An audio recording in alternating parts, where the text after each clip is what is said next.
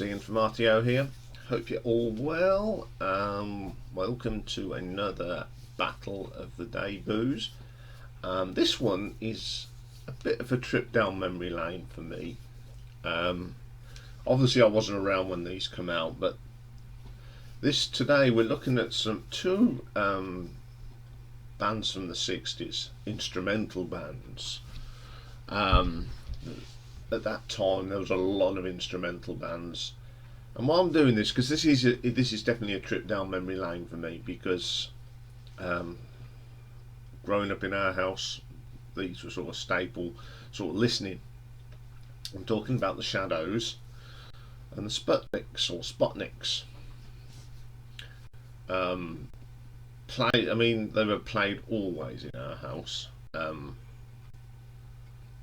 Both my parents liked the Shadows, so it was something that was played as I was growing up. So I've come to like these bands because, you know, when you live in a house that this is the sort of music that was played, you sort of get thinking. I love the early Shadows stuff. Not too keen on when they started just doing covers of other stuff, but I do like their original stuff, and I do like Hank Marvin as a guitarist. I think he's superb. So today I've put up the Spotniks and the Shadows because they released albums very close to each other. So as ever, we always start with the band that released their first album first, and that was the Shadows. Obviously they were originally known as the Drifters, but because of the American band they changed their name. The Shadows came really famous when they hooked up with Cliff Richard, and they played on Cliff's first album, and they did several reunion tours with him. I mean, the Shadows, they've had 69 chart singles. They did 34 with Cliff Richard. They were just something else. There's Hank Marvin and Bruce Welch, of course. Brian Bennett, who joined the band later. So let's have a look at their debut album, and it's basically called The Shadows. It was released in September of 1961, and on this was Hank Marvin on the lead guitar, piano and vocals, and Bruce Welch on rhythm guitar and vocals, Jet Harris bass guitar and vocals, Tony Meehan on the drums and percussion, and the album was produced by Norrie Paramore. Our first track on here is a little thing called Shadoogie. This to me is Glenn Miller on guitars. It's got that in the mood sort of shuffle. It's a great little track. It's always been one of the tracks I really like by the Shadows. I just like that boogie woogie sort of it's like that. It really is good. I like that track. Second track on this one is called Blue Star. This is written by Victor Young and Edward Heyman. It's a nice gentle track. What I like about this is Bruce Welch's acoustic guitar. Bruce Welch is a really good guitar player. His rhythm playing was something else. You know, everyone remembers Hank Marvin for his great guitar solos, but it's what's underneath the song, and Bruce Welch really supported what Hank was doing. That's a really good track. Then we get my favourite track off this album. It's called Nivram. I remember listening to this when I was very young. It must have been about 7 or 8, and I just thought about that bass line from Jet Harris. And then as I got older, I love the subtle key change in this. Something that the Shadows used to do. They would go either up or down. and they did it so clever, and it's a really good track. Then we get Baby Break My Heart. Now, this is written by Sonny Curtis, and it's a vocal that Hank sings. Hank, glad you didn't do too much singing, because it's not very good. It's not a very good track. Then we get See You in My Dreams. This is a drum solo sort of stuff in here from Tony Meme. That's a really good track. All My Sorrows is the next track. This is another vocal, but Jet Harris singing. And I've never been keen on song. I think there's only one song I really like by the Shadows that they sing on, and that's the one they did for Eurovision. But that is just pretty mediocre. Stand Up and Say That. This track is more Hank Marvin on the piano, and it just shows that he's pretty mean on the piano as good as the guitar. Good track, really good track. So then we go on to side 2, and the first track is Gonzales. It's got that Mexican feel, of course, with the name. It's got a bit of cowboy in there. It's a really, really good track. Then we've got Find Me a Golden Street. Again, Bruce Welch really compliments Hank on this. It's an excellent track. Then we get a theme from a Filleted Place. I love the quirky bass line in this from Jet Harris, and of course a really good solo from Mr. Marvin. That's my desire. This is Bruce Welch singing, and out of the 3 on this, I think this is the he's got a better vocal, but it's still not, I don't like the track. But as a singer, I think he's the best singer out of the 3 on this. Then My Resistance Is Low. I just love the guitar work from Hank on this. It's like a picking sound, and you get that lovely Fender sound on here, which went on to dominate Hank Marvin's sound in the Shadows. It's a unique sound. I mean, both my dad and brother have got Fenders, and when they sort of play around with Shadow stuff, it sounds good. Then we get a beautiful track. Loads of people have covered this one, and it's Sleepwalk. But I think this is one of the best versions of it. I love Hank's guitar work on this. It's such a great tune. Then we get the last track, Big Boy. Some great drumming here from Tony Meehan. Little quirky track, great guitar work. What do I think of this album? I love it. It was played a lot in the house, and I like it. I mean, I love Sleepwalk as well. It's just one of them albums that really goes back to when I was very young. Take off the vocal tracks though. I think that'd have been okay as just instrumentals as well. But the rest of the tracks are pretty cool. There's not much on reviewing this from the thing, but what I did find, All Music gave it near 4.5 stars, and the fans liked it because it got to number 1 in the album charts in 1961. So let's have a look at the nuts and bolts. Some quality on this. I like the instrumentals. I don't think a lot of people didn't like the vocals, so I'm going to give it a 4 out of 5. Production, very good production. This is 1961, so I'm going to give it a 4 out of 5. Reception, went down a storm. Shadows just went down a storm. Number 1 album on your debut is pretty impressive. So I'm going to give this one a 5 out of 5.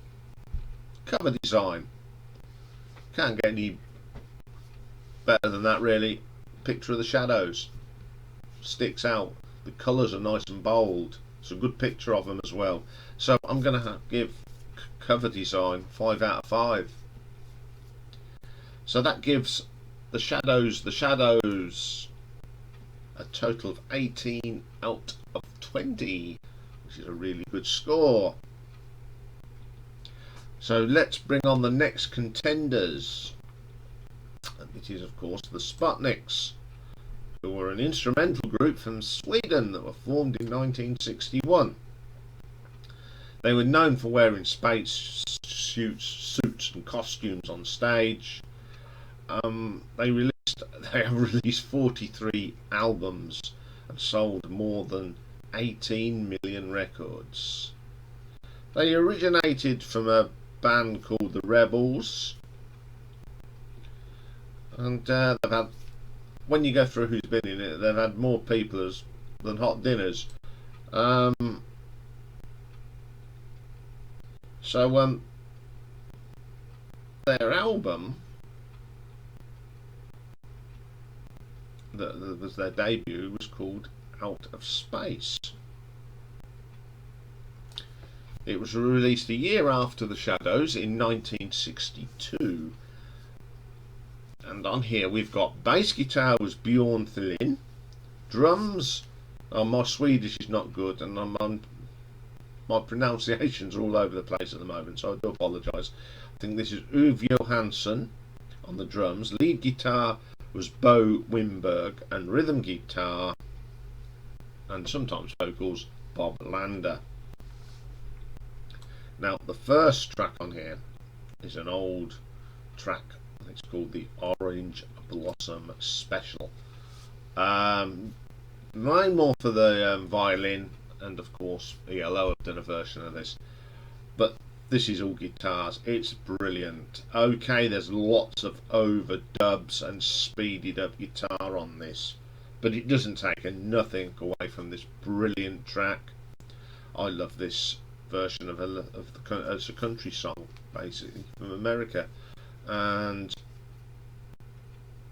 my dad had the single as well, which I ended up having, and it's somewhere around, I don't know where, and I still love it to this day. I love playing that track. Then we get Happy Hendrik's Polka. This is a nice little quirky song.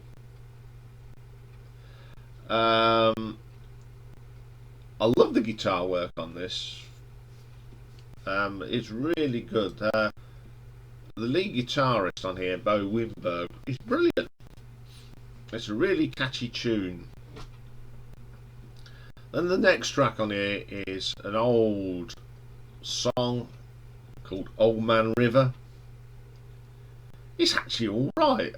Bob Lander can sing, and it's it's a pretty good version, and I like that. Then we get a track called Nightcap. This is one thing the Spotnicks were good at, jazzy blues, and it's terrific. The drumming on this is really good. It's such a laid back shuffle, a brilliant track. Then we get the Spotnicks Theme. Again, I loved this as a kid. I love the beginning of this, the drumming and that little guitar bit, and then it goes off into this little bits of not singing but harmonising. Really good track. Then we get my second favourite track on here. It's called High Flying Scotsman. Now this incorporates an Irish quick-step track called Gary Owen.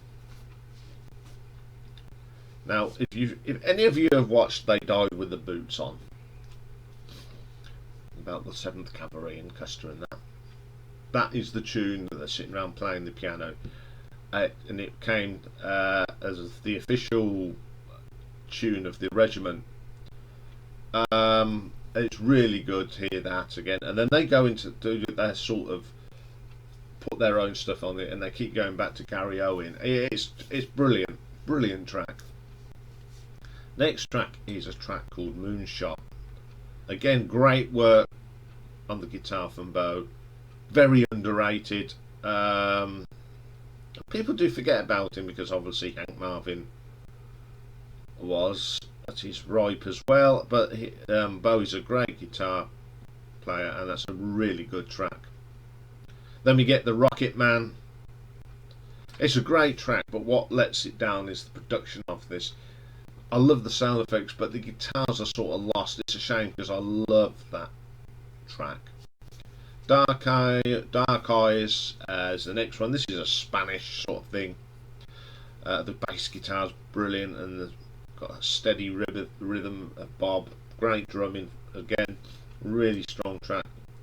Then we get my old Kentucky home. Don't like this one. This is a track that you sort of skip. I remember even when I used to listen to it in the house, never got played. Up come the hat needle, put on to the next track, because the next track is No Yaga Daga Blues, which is a jazzy blues thing again. The drums are brilliant. It's all done on brushes, and I love the sound of the brush on the drum. It really is good. It's a brilliant track. Then we get Thundernest. It's got a bit of a Russian sort of feel to it. Great guitar work, and it is a fine track. Then we get one of their most famous songs, which is Amapola. A really good track. Love the bass line in this. It's a really good tune. One of their most popular tunes. And then it ends up with a track called I'm Going Home to See My Baby. Yeah, guys, I'm glad you didn't do many singing songs because it sucks. It's horrible. Okay, again, there's not much review because they weren't doing reviews in them, but what I did find that All Stars gave this a 4 stars, which is pretty good. And when it charted over here in 1963, it was top 20, got into the number 20 position. What do I think? I love this album. You know, again, like the Shadows, I grew up listening to this. And again, this is another album where they shouldn't be singing. So let's have a look at the nuts and bolts of this one. Song quality. Some great tunes on here. Forget the singing ones. So I'm going to give it a 4 out of 5. Production. I think the production on this is much better than the Shadows, actually. They were more adventurous, I mean, especially like in the Orange Blossom special where they overdubbed and speeded up the track. Very good what they did there. So I'm going to give production on this one 5 out of 5. Reception. Okay, it didn't have the same sting as the Shadows, of course, but you know, for a band from Sweden to get into the top 20 in the UK is still pretty impressive. So I'm going to give it a 4 out of 5. Cover design. I love the cover. I think they're standing in Piccadilly Circus with a space rocket and spacesuits. Pretty cool. I think it's quite an iconic cover. And so I'm going to give it 5 out of 5. So, in outer space, the Sputniks is 18 out of 20, and it's a draw. It's a draw today. I can't split these two up. I really can't. I've listened to them quite a lot, and I really can't split them up. So I'm going to call this a dead heat. I can't not. I like both. So I think there's only one way to resolve this, and that's you guys. Some of you are older, were there at the time. So let's get the votes in for this one, because I was baffled. I mean, I love both, as I said, from childhood. Anyway, before we go, I just want to give a shout out to a band that I did give them some promotion over here last year, Echo 7. The videos there in there what I've already done, so I'm going to put it in the link below for you. And it's Echo 7, and they've just released a new song yesterday, and I think it is called Only I. I think it's probably their best song so far. I love it. I'll put the link into the video as well in the description, so you can go and have a listen for yourself and enjoy.